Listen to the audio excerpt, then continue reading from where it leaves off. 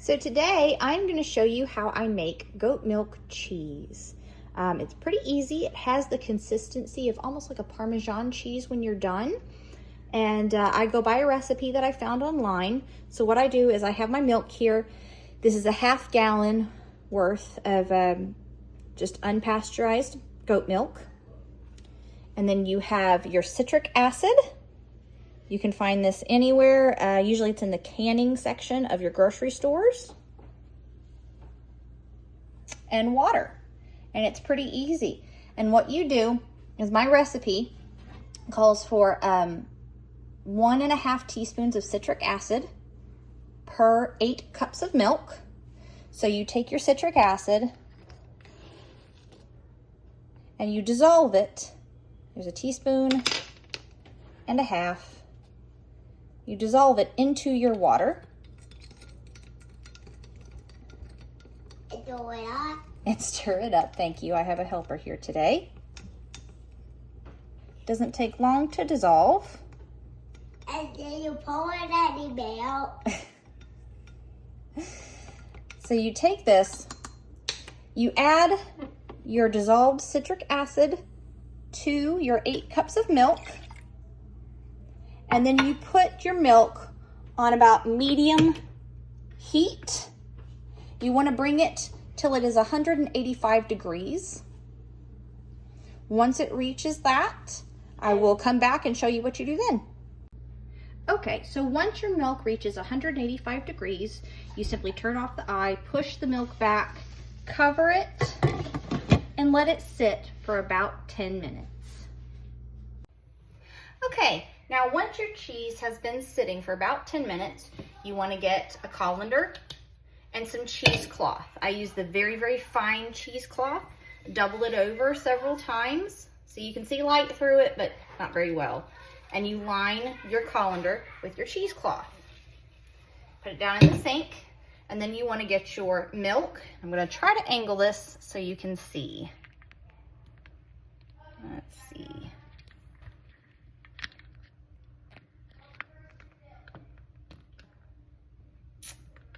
Well, you can sort of see.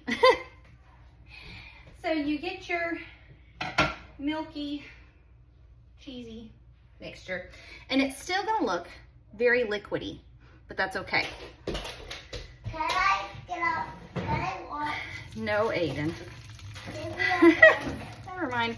Anyway, you want to pour your mixture through your cheesecloth. It's like the... Then you can use your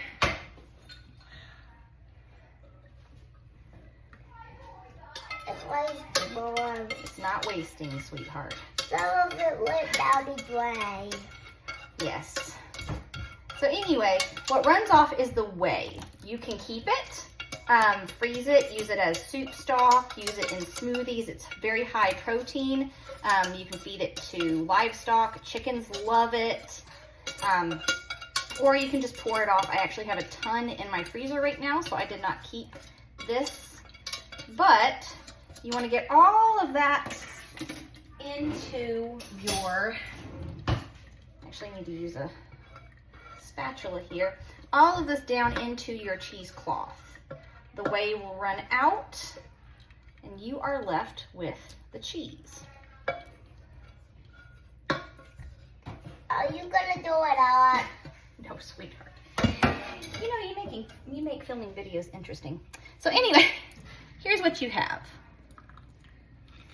So you're gonna take your cheesecloth now, gather it all up. You can either leave it in your colander. Oh no! Can you stop? Or you can hang it. I like to put a twisty tie on here and hang it off of my sink and just let it drain. You want to let it sit for 1 hour. So once your cheese has drained for an hour, it'll be a firm lump, kind of the consistency of Parmesan or feta. And you're going to just put it into your bowl. It's pretty easy to scrape off of the cheesecloth.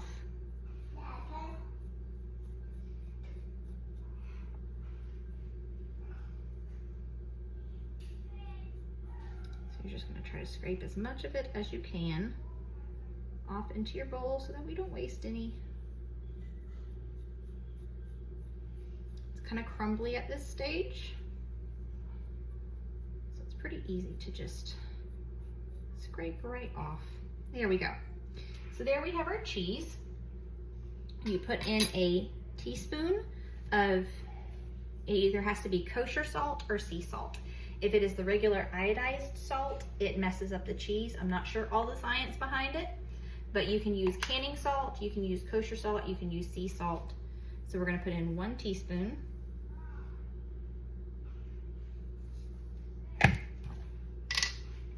And then you just blend all of that up.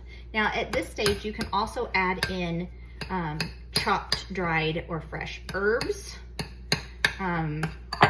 or scallions, or whatever else you would like to have in with your cheese.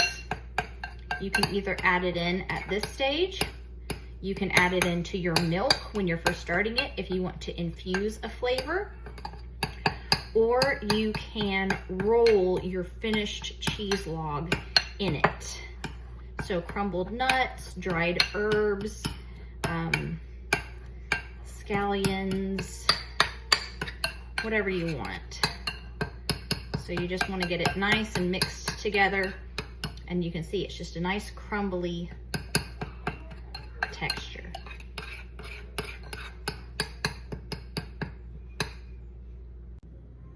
So after you have your cheese all mixed up the way you want it, you take wax paper, and you can either make 1 big log of cheese or a couple of smaller ones. I'm going to make a couple of smaller ones because I want to try some different flavors as well.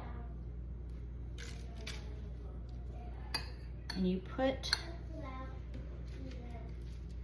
your cheese here into your wax paper, like so, and then you roll.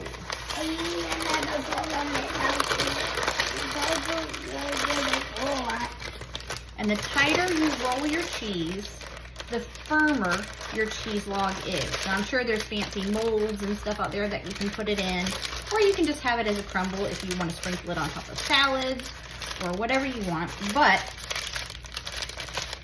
if you want an actual cheese log, you roll and then twist down your cheese.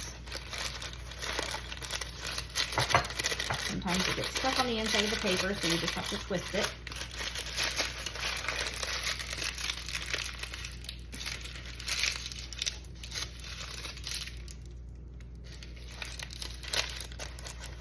You can see it's already starting to pack. So the tighter that you roll your cheese, the smaller and firmer it's going to be.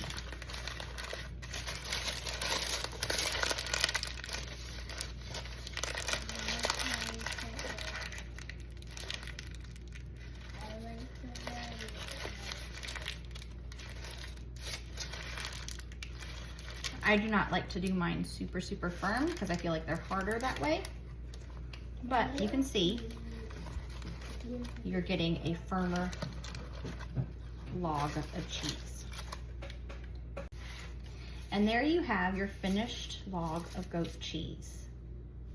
Wrapped in your wax paper. It'll stay in the fridge for a week or 2.